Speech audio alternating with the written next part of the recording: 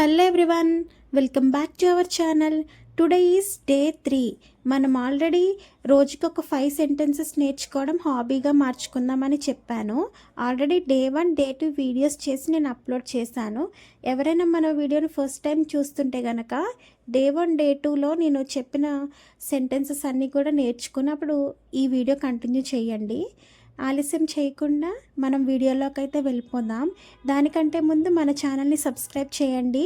రోజుకొక 5 సెంటెన్సెస్ అయినా ఇంగ్లీష్లో మాట్లాడడానికి ట్రై చేసి 5 సెంటెన్సెస్ అయితే నేర్చుకుంటారని నేను అనుకుంటున్నా. Now let's start our video.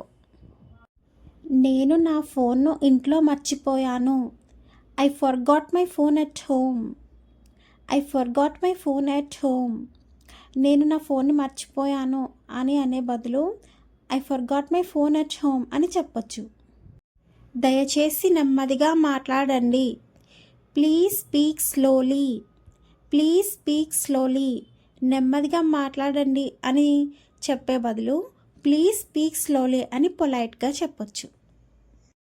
దాని గురించి ఏం ఫీల్ అవ్వకండి. Don't worry about it. Don't worry about it.